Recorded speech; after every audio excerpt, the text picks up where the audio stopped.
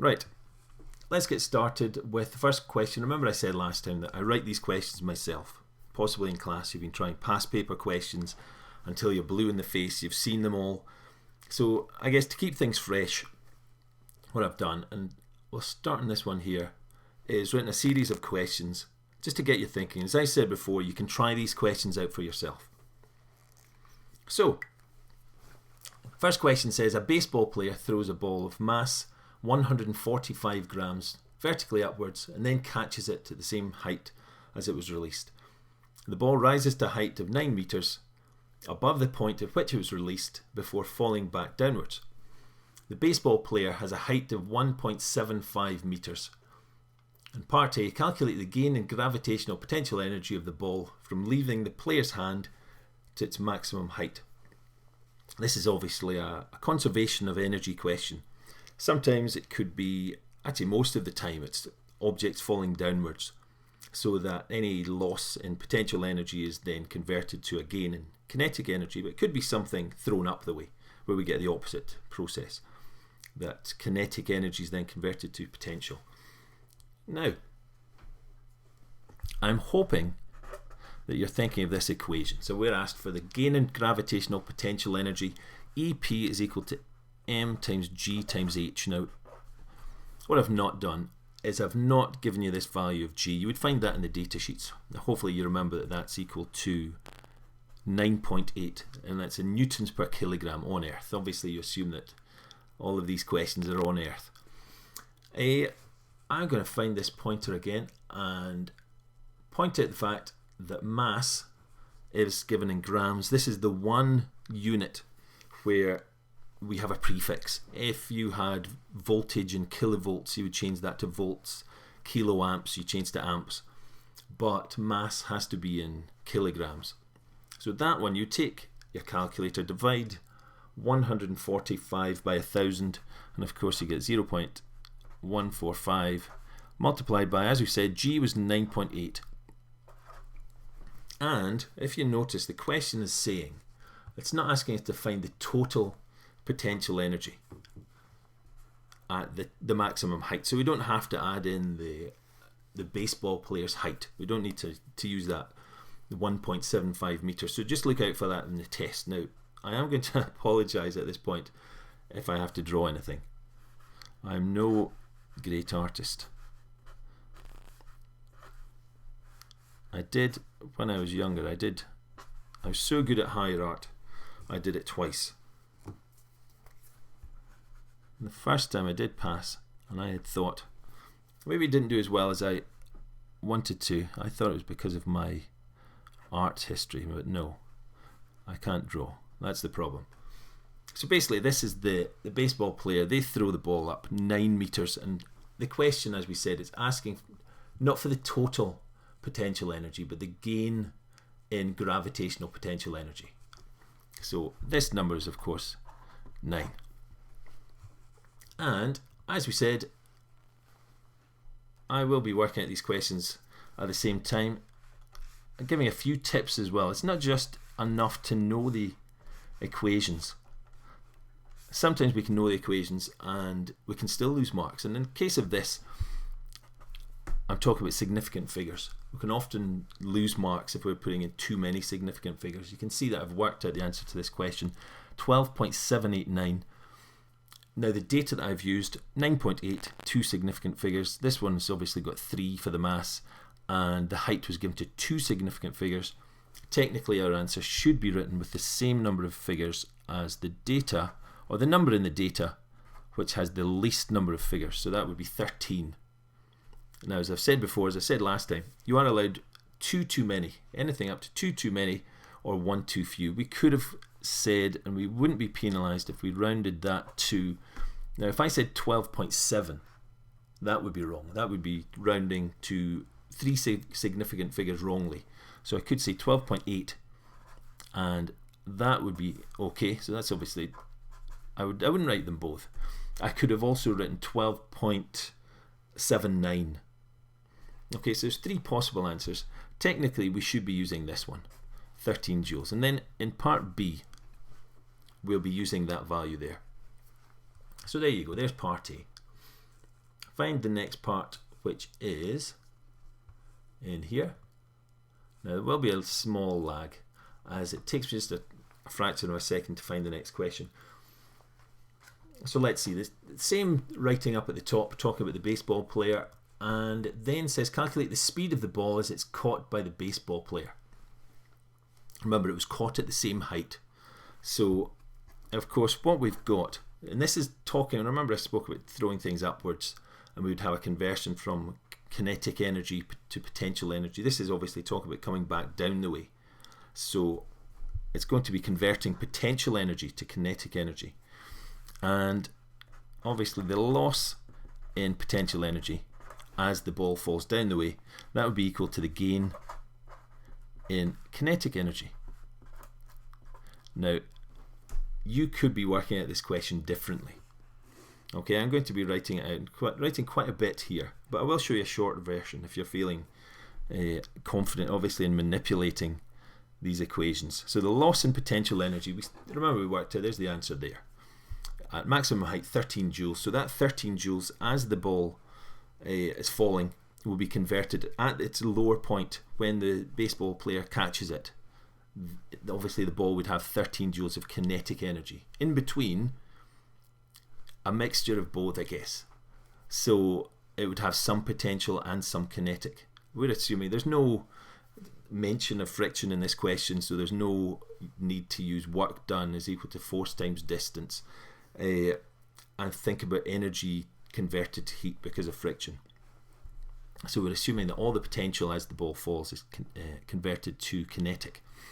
Right, so what did we say? We said that the loss in potential energy was 13 joules, and that's equal to the gain in kinetic energy. And remember the kinetic energy equation, half mv squared. We could then substitute what we know, and we know, well, half 0.5 multiplied by the mass, which we said was in kilograms, multiplied by v squared. Then move this up a bit so you can see 13 is equal to, now we'll multiply 0.5 times 0.145. I'm not showing you this in the screen, but 0.5 times 0.145 is equal to 0.0725. I'm not even thinking about significant figures. This isn't the final answer. So yeah, I've just multiplied these two numbers, obviously multiplied by v squared, and eventually I want to find this speed. So I'm going to divide both sides by 0.0725, which gives me v squared. So v squared, moving up again, would be equal to 13 divided by 0.0725, and that gives me, let's see, 13 divided by 0.0725. Again, this isn't the final value, so it's not necessary to show you this on the calculator at this point. So I've got v squared, and this is obviously where I'm now going to round up when I find the final value of v. So take the square root of that, and that gives me v is equal to the square root of 179.3 is equal to 13 meters per second, and that's our final answer. There we go. So that's a conversion of energy, a conservation of energy, question, where, as we said, if an object's thrown upwards, it's converting that kinetic energy to potential, or falling downwards, changing potential to kinetic. If we're feeling confident, then of course remember all the way up here we had said that the loss in potential energy is equal to the gain in kinetic energy. It is possible, you'll know this yourself, that it would have been possible to have written the loss in potential energy as mgh, and therefore obviously the gain in kinetic energy is half mv squared, and then rearranged. We could have in this question just rearranged all of this in order to give us the value of v. I would still suggest it makes sense. Remember I mentioned before as well, show questions. If you're asked to show, remember you don't want to skip any working. It does make sense just to avoid mistakes, if you're making, you don't want to make any mistakes in the manipulation of this calculation, that you don't want to simplify things too much if it can be helped. Now what I've done here is, as I said, this is the loss in potential energy, this is the gain in kinetic. M on both sides, so I can cancel that. I can multiply this side by 2, which obviously gets rid of the half, but of course I have to do it on this side as well. So I've got 2gh is equal to v squared, and then I could then say, of course, that v is equal to square root of 2gh. And then I could have then plugged in these numbers that I had before. Remember, 2 times g is 9.8, height we said was 9, take the square root, and unless I've done something wrong, which I know I haven't, and that'll give me the same value, so 13 meters per second. So there we are. That's the first question. Now, this one, as we said, was when all of the kinetic energy is converted to potential energy, at least on the way up. What I'm going to look at is a slightly different question, still conservation of energy. So if I can just find the next question, here we go. Right, there we are. What it says is a trolley of mass 510 grams, again, change the grams to kilograms, is moved to the top of a slope of length 2.4 meters, one end of which is 22 centimeters higher than the other side, and you can see that in the diagram. The trolley accelerates down the slope, and its speed at the bottom is measured as it passes through a light gate, not drawn in the light gate in this diagram. Calculate the gain in gravitational potential energy of the trolley as it's moved to the top of the slope. So obviously we're just doing exactly the same as we did before. We're working out exactly EP is equal to mgh. As I said, change the mass to kilograms, so we divide the 510 grams to 0.51 kilograms. G, it's at the start, remember, of the test, the data sheets. So that would be found right at the start, 9.8. And the height, it says, is 22 centimeters. Remember I said before, and I've thought about these questions a little bit. Obviously, the unit of mass, the kilogram, is the only unit which has a prefix. So that's the only point where you would change if you have a value in, say, in milliamps is changed to amps and so on. But yes, if we see grams, we have to convert that to kilograms. So remember, we've got this height, talk about units, we've got this height in 22 centimeters. SI unit, of course, for distance is meters. So that would mean, of course, that that height of 22 centimeters is 0.22. Now, let's see, go to the calculator, still got the answer that I worked out before. 0.51 multiplied by 9.8 multiplied by 0.22. Now remember, if I'm doing this too quickly or too slowly, could be, in order to explain the question, then this video again will be on YouTube, and it's something you could watch later at your own pace. Maybe skip if there's something that's you'd rather just obviously something maybe you're happy with, not something which has caught you out before. You maybe want to skip that part, or you can go back, pause while you work out the answer. Right, so we had this, there's two significant figures, 2 here and 2 here, so obviously our answer should then be to two significant figures, so 1.1 joules. Again, we're allowed anything up to 2 too many or 1 too few. So if you had said, and here's the value here, we could have said that to this is not the only answer, let's see, but yeah, I'll stick to the rule, which is the same number of figures as the data in the question with the least number, so that's 2. Next part of the question looks like so. So if I go back to here where I can change it, and we're looking for part B of this question, which is this one here. Okay, now what does this tell us? It says we've got the same up at the top. No, we don't. It says the trolley experiences a constant frictional force. Now obviously if there's a frictional force on the way down, not all of that potential energy is going to be converted to kinetic at the bottom. So don't expect that 1.1 joules of potential is converted to 1.1, of kinetic at the bottom.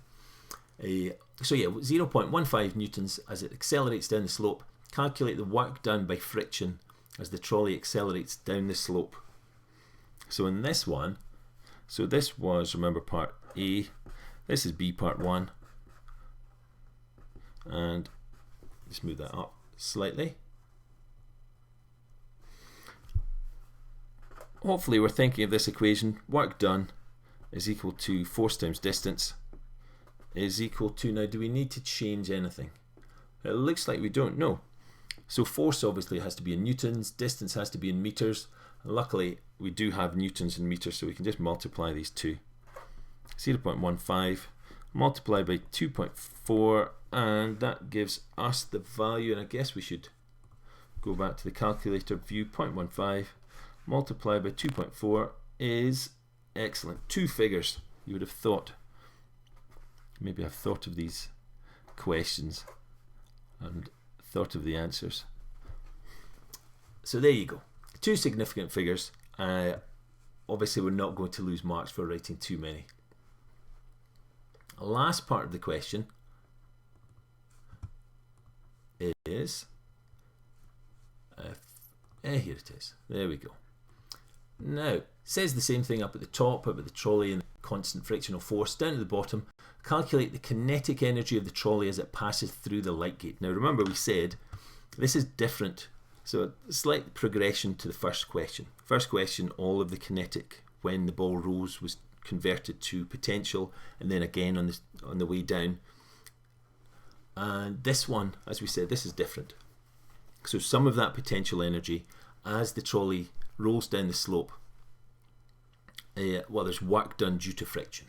So you would imagine the wheels and the trolley itself would be slightly warmer, there could be some sound energy, and so on and so forth.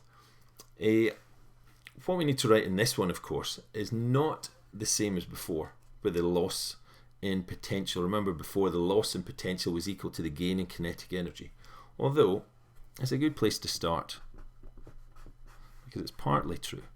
So we have the loss in potential energy, EP, is equal to the gain in kinetic energy. But the problem is not all of this potential energy is converted to kinetic energy. There is also work done due to friction, EW. Now remember the values we had before. We had that there was 1.1 joules of potential energy. Kinetic energy, that's what we're trying to find. So obviously if we don't know that value, just write in EK. And we've just worked out up at the top of the page, in fact, that the work done due to friction was 0.36. So there we have it. So I guess what we could do to work out EK, to get EK on its own, move this 0.36 to the other side, at which point it becomes negative. Or the other way of thinking of it is, of course, we could subtract 0.36 from this side, which of course means we have to subtract 0.36 from this side. So that gives us, if I move up, therefore the kinetic energy is, of course, 1.1 minus 0.36 is equal to, and I'll just work this out without the calculator, because luckily it'll give us the number of significant figures that we're looking for, 0.74 joules. So there we are. Now I'm on to another piece of paper before I find the next question, which is still related to conservation of energy. It's also a heat question. So if I can just load this one up. This is it here. It's got my mug on it. I don't mean my face, I mean my mug that I would drink coffee out of.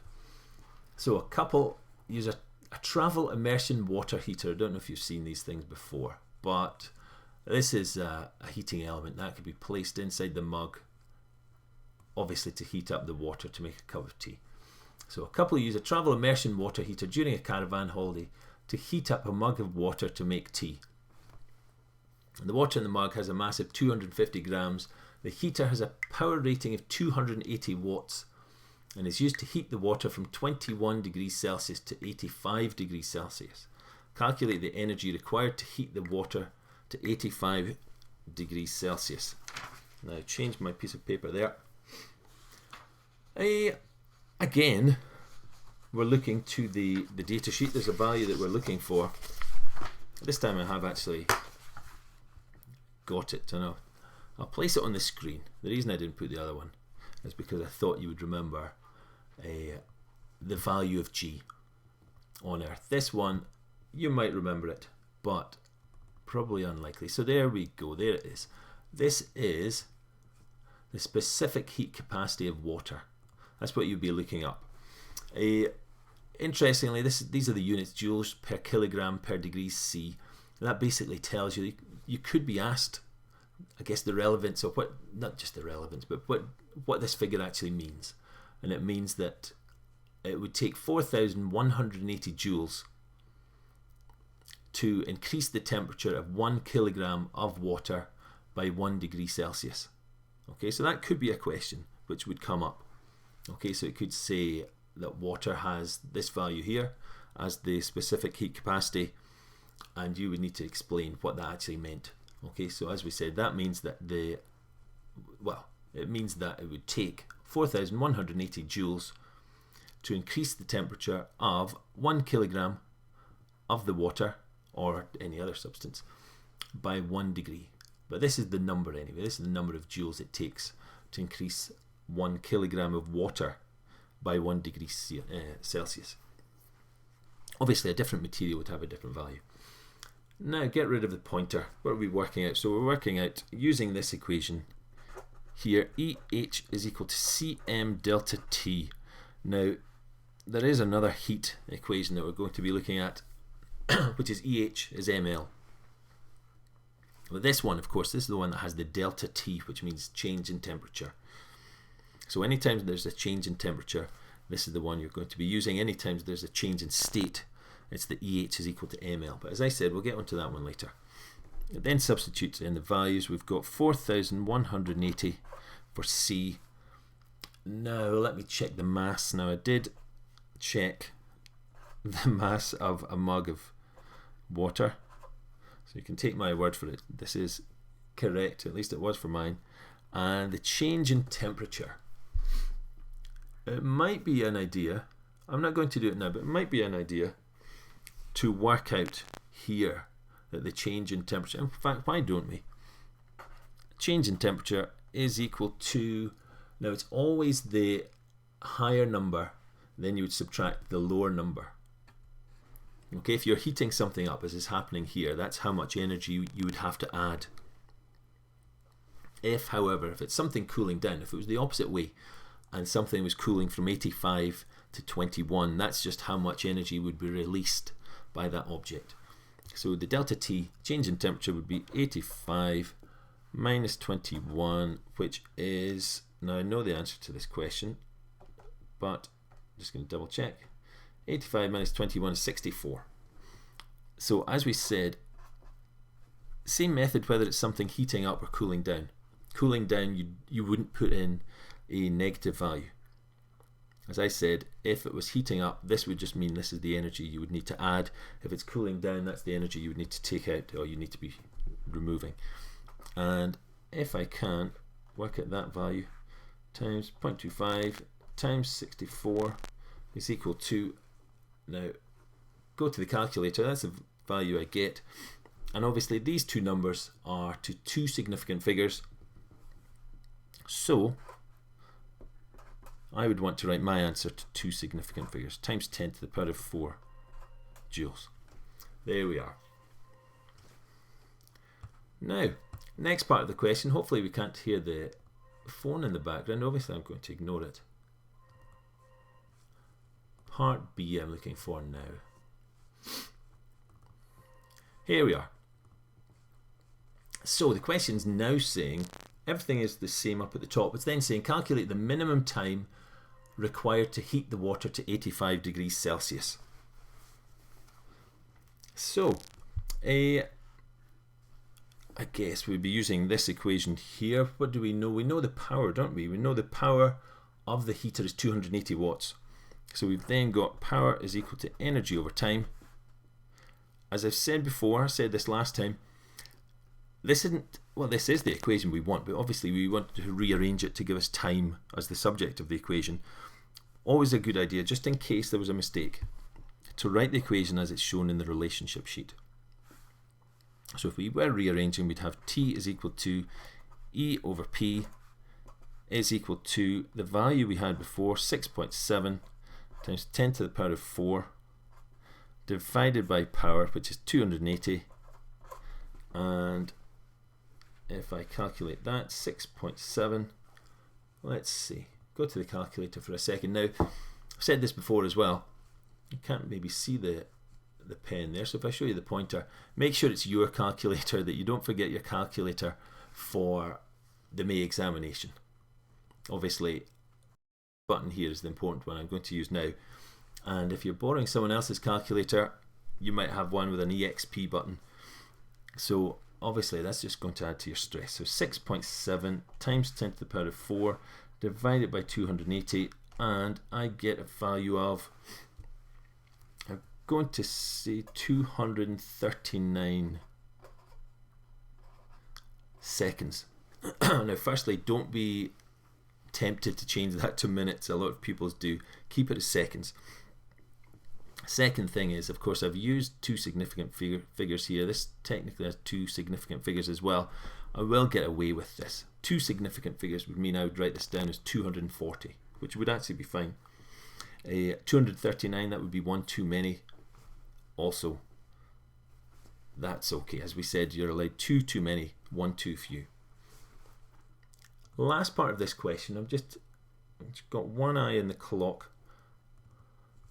So I'm trying to get through as much as I can.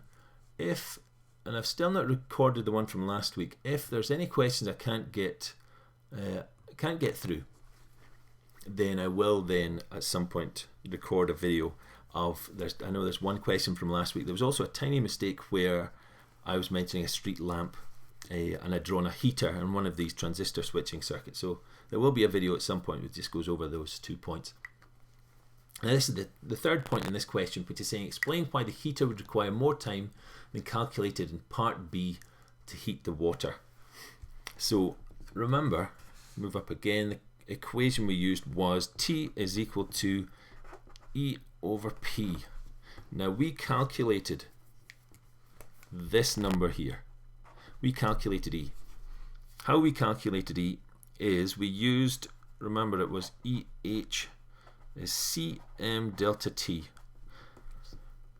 Now this was from the data sheet. That's right, 4,180. The mass, you assume obviously in the question that mass is measured correctly. The change in temperature, definitely 64 degrees Celsius. So this is definitely the energy which is required in order to heat up that water by 64 degrees Celsius. Probably already know the answer to this question is, of course, in order to provide this energy to the water, obviously, well, maybe not obviously, but you would have to provide more electrical energy to the heater because it won't be 100% efficient.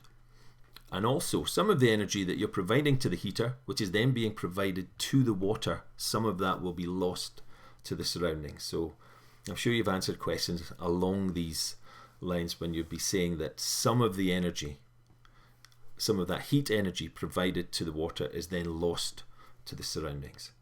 So that's obviously why this value would then obviously need to be larger. So provide more more heat energy to the water, but as we said, some of that would then be lost. Now, one more question about heat, and I'm hoping to get onto something, just a quick lesson on the gas laws. So if I can find this next question, which is this one. Whoops. Right, there we go. So yeah, we were talking before about heating something up. This is obviously cooling something down. And it says an ice tray is filled with 235 grams of water, then placed in a freezer. It takes 3 minutes to cool the water from 20 to 0 Celsius, then a further 10 minutes for the water to freeze. calculate the energy released when 235 grams of water at 0 degrees Celsius changes to 235 grams of ice. So we're only interested in the change of state, not the change in temperature. If we had to work at the total energy removed from that water in order to cool it and then change its state, that would be different. We would use both equations, in fact, but we're only interested in the energy that's been removed from the water at 0 degrees Celsius in order to convert that to ice. So that's our second heat equation. EH is equal to ml. Now, if you're doing this at home, I guess you're looking for a number. The number that you're looking for is one of these two values. So we've got two of them. One of them is the specific latent heat of fusion, which is 3.34 times 10 to the power of 5 joules per kilogram. The second one, specific latent heat of vaporization, which is a much larger number, 22.6 times 10 to the power of 5 joules per kilogram. And it's this one that we need. Fusion, that relates to, we're not talking about nuclear fusion. This one, this value of specific latent heat, it's well, they're both talking about change in state, but this is the change in state when a solid is melted. So a solid changing to a liquid. It's how much, if we look at the unit, joules per kilogram, it's how many joules we need to add to a kilogram of a material in order to convert it from a solid to a liquid. This one, the second one, we're not using that number. Latent heat of vaporization is how many joules we need to add of energy to a liquid in order to then change that to a gas. Now get rid of the pointer. Again, we've got 10 minutes left, so we'll try and get onto our gas laws. Now you see what I've done. We've done this a few times, so it shouldn't be, let's say you'll not see what I've done because there it is there. We've changed, of course, grams to kilograms, and as we said, we're using the first value of specific latent heat, the specific latent heat of fusion, 3.34 times 10 to the power of 5, and that will give us, if we can, look at the calculator, 0.235 multiplied by 3.34 times 10 to the power of 5, it will give us this. Now, how many figures do I have? I've got 3 significant figures here, 3 significant figures here, so obviously I want 3 significant figures here. Now, if I was to write 7.84, that would be wrong. 7.85 times 10 to the power of a, so yeah, if it's 7 at the moment we've got 78490, I guess that would be 0.0. So how many positions do we need to move that point? 1, 2, 3, 4 times 10 to the power of 4. We can also, of course, count the number, or how many numbers we have after the 7 before we get to that point, which is, of course, 4 numbers. So 7.85 times 10 to the power of 4 joules. Now, second part of this question, very similar to the one that we looked at with a slight difference. I would imagine the owner of the freezer, possibly a physics teacher, calculated that it would take only 7 minutes. So the poor person was waiting around for 3 extra minutes to get the rice. So yes, the owner of the freezer calculated it would take only 7 minutes for the water to freeze rather than 10 minutes. Suggest one reason why it took longer to freeze the water. And of course, probably in class you've answered lots of these questions about heat. Almost every single question you're answering, you're mentioning heat is lost to the surroundings. And in most cases, that's fine. But of course, what you need to remember is that heat, energy, travels from the hotter object to the colder object. So it was fine to say that in the last question. Heat was passing from the hotter mug of water to the surroundings, which were cooler, possibly in a room of 20, 21 degrees Celsius. In this one, the opposite thing's happening. So it's actually not that heat's being lost to the surroundings, but heat's actually gained or absorbed from the surroundings. So just be careful, just in case that comes up. If it's something very cold, and this one's all about ice, how long it took in order to make ice cubes, it would take longer, not because heat energy was lost to the surroundings, but that heat energy was actually gained from the surroundings. Now I have one last question, but that one question is after I do something else, which is to show you this. There we go. Now these graphs have come up before. These are obviously relate to the gas laws. And if I find my pointer, 4 different relationships. This one here, that P times V over T, this is obviously pressure times volume pressure times volume divided by temperature is a constant. And we can actually work out these 3 relationships from this one. I'll talk about that later. But if temperature is a constant, we get P1 times V1 is equal to P2 times V2. If volume is constant, P1 over T1 is P2 over T2. And the last thing, if pressure is constant, then V1 over T1 is V2 over T2. It would be nice as well if we could work out a way of remembering these graphs, I guess. So let's see. What I'm going to do is concentrate on this relationship here. P times V over T is a constant. Now we can actually go from this to this relationship if we just think about the temperature. Now, if I were to say that, now if you look at watch the T on the bottom line here, if that temperature was constant, then that would allow us to then work out the P1 V1 equation. Now if all 3 things in fact are changing, then that equation which we have, which is P times V over T, is a constant. That can then be used like so, that P1 V1 over T1 is equal to P2 V2 over T2.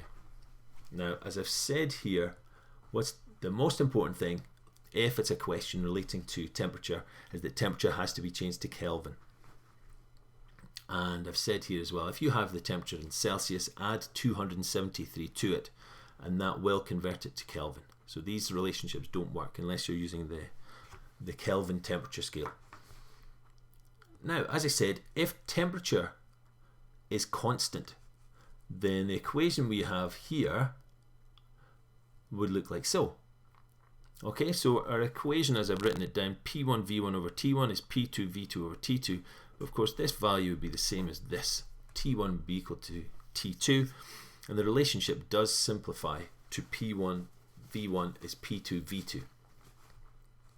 Now, talking about these graphs over here, if I was to write down the fact what we now know, which is when the temperature is constant, if we know that P times V is a constant, let's see, we could think up some values like so. If I was to imagine, I guess, that pressure was 3, volume was 4, obviously 3 times 4 gives us 12. What I want to do is I'm going to think of other numbers to place in here. Keep this value here constant at 12. Okay, so these are made up. I'm imagining that P is 3, V is 4. Now what would happen if I was to double pressure? If I was to double pressure, obviously 3, whether that's pascals, kilopascals, whatever the unit, atmospheres possibly, whatever that unit is, it's going to double. So let's see, we'll call it kilopascals. 3 kilopascals would be doubling to 6. Now when I multiply that by the value of volume, I need to get a constant. That constant we said was this number here. So 3 times 4 is 12. 6, obviously 6 times 2 is 12. So while I've multiplied pressure times 2, in order to keep this constant, I've had to actually half the volume. So what that means is, in fact, that pressure isn't directly proportional. Direct proportionality means whatever you're doing to one of the, if pressure and volume were directly proportional, doubling one would mean the other one would double. That's not happened. So in this case, doubling pressure has resulted in volume halving. So in fact, that gives us the relationship that pressure is proportional to 1 over volume. And if we look at these graphs, that's what we've got in this graph here. Pressure is directly proportional to 1 over volume. And remember this one as well, if we were to plot pressure against volume, actually as volume's increasing here, the pressure is actually coming down.